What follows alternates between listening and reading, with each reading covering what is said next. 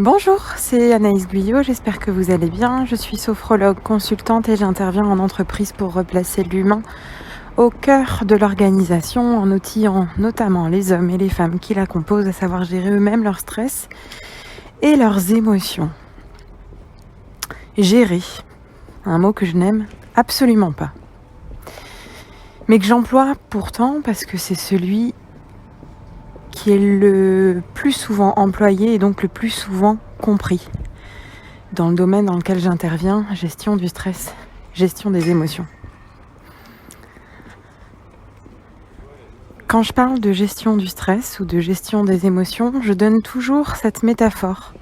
À travers le mot gérer, j'imagine qu'on prend une corde, un lasso, qu'on le fait tourner au-dessus de notre tête pour tenter d'aller attraper ce stress, cette émotion, et la contrôler, la serrer très fort, la ramener vers nous pour la transformer ou l'envoyer valser le plus loin possible. Alors ça, c'est tout sauf ce qui fonctionne. Parce que dans cette conception-là, il y a une séparation. Il y a un ennemi. Il y a le bien et le mal, il y a ce qu'il faut ressentir et ce qu'il ne faut pas ressentir. Il y a le positif et le négatif. Et alors ça, c'est vraiment tout ce qu'il faut faire pour ne pas gérer ses émotions, justement, si je peux encore employer ce terme-là de gérer. C'est-à-dire qu'il n'y a pas d'autre ennemi que le propre jugement qu'on pose sur nos états d'âme, sur nos émotions, sur la manière dont on se sent aujourd'hui. Il n'y a pas d'autre ennemi que le jugement qu'on pose là-dessus. Chaque émotion, chaque sensation, manifestation de stress vient nous dire quelque chose que nous avons envie de voir ou pas.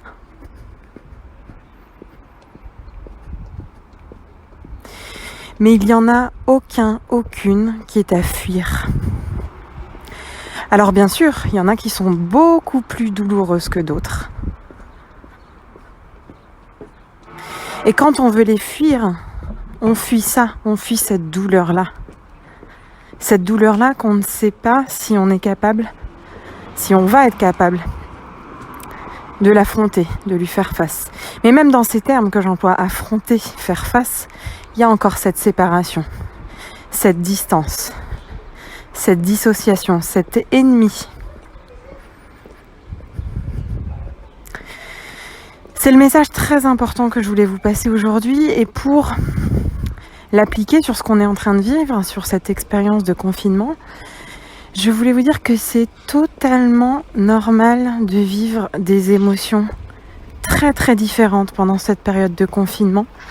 Elle vient amplifier, mettre en exergue tout ce qu'on peut vivre au quotidien, mais de manière décuplée. J'en parlais hier à quelqu'un en lui disant que j'ai l'impression qu'il se passe une année entière dans ce confinement. Quand comme moi, on a l'habitude d'être à l'écoute, d'assumer ses émotions, de les vivre.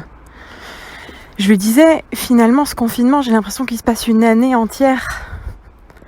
Et en fait, dans une année entière, il n'y a pas que des bons moments.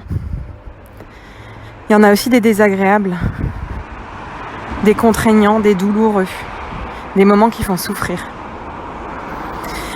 Alors, le message le plus important que je voulais vous passer aujourd'hui, c'est ne croyez pas que les sophrologues sont zen. Ne croyez pas que les spécialistes des émotions sont calmes, en permanence, sereins. La gestion du stress, la gestion des émotions, c'est une connaissance et c'est une pratique comme une autre que nous, sophrologues, spécialistes de ces domaines-là, on adore, on apprécie, on creuse, on transmet parce que ça nous passionne. Mais à aucun moment, il y a un objectif de nous rendre calmes, de nous faire taire, de nous rendre sereins, de nous rendre neutres en permanence. L'objectif, il est juste de vivre avec. Et d'avoir des outils quand c'est désagréable et qu'on se rend compte que ce désagréable-là vient nous nuire plutôt que nous nourrir. Alors acceptez que en ce moment, ça oscille. Et peut-être qu'en une journée, il se passe l'équivalent de 15 jours, d'un mois, j'en sais rien. Ça dépend de chacun d'entre vous, chacune d'entre vous. L'équivalent d'une semaine, de 2 semaines, d'un mois d'émotions habituelles hors confinement. Acceptez-le, acceptez que le travail en ce moment il se fait à l'intérieur. Plus nous continuerons de lutter pour ne pas ressentir ces émotions qui font peur, qui sont désagréables, qui font souffrir, plus elles viendront nous faire souffrir.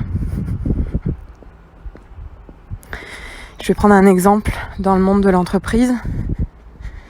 On est nombreux, nombreuses à chercher des stratégies pour survivre pendant cette période de crise.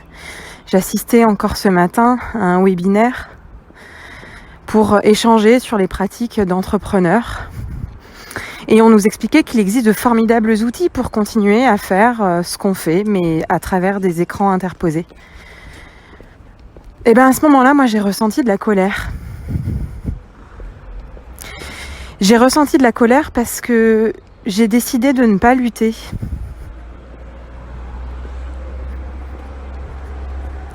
Parce que je pense que l'enseignement que j'ai à tirer de ne pas lutter face à cette crise qui se présente à nous tous, il est bien plus grand que l'agitation, l'énergie que je pourrais mettre en place pour tenter de sauver les meubles.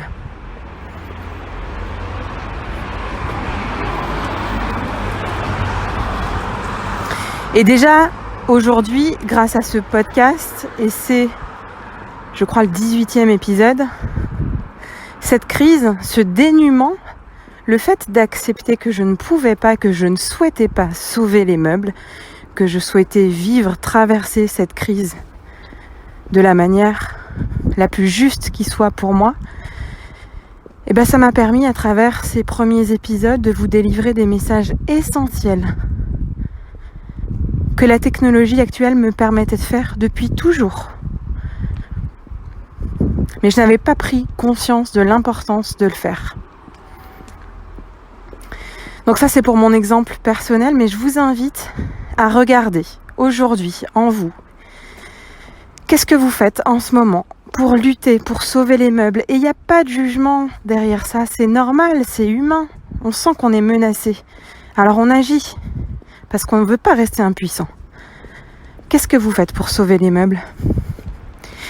Et est-ce que vous pouvez faire une toute petite action aujourd'hui pour accepter ce vide, ce néant, ce gouffre qui se manifeste peut-être par du chômage? J'en entends beaucoup plus parler cette semaine, des personnes qui sont face à ce qu'on appelle le chômage partiel, mais qui rime très souvent avec un chômage à temps plein, bien sûr, qui rime peut-être avec une chute de chiffre d'affaires, qui rime peut-être avec l'absence totale de clients, l'absence totale de lien social. Quel tout petit pas je peux faire aujourd'hui pour accepter de voir ce vide-là. C'est le message que je voulais vous délivrer aujourd'hui, qui vient du cœur, qui est très très important pour moi. Faites-en exactement ce que vous voulez en faire. Que vous soyez absolument d'accord ou absolument pas d'accord avec ce que je dis. Faites-en exactement ce que vous avez besoin d'en faire aujourd'hui. Quoi qu'il en soit, je vous souhaite une merveilleuse journée. Prenez bien soin de vous et des vôtres et je vous retrouve très vite pour la suite.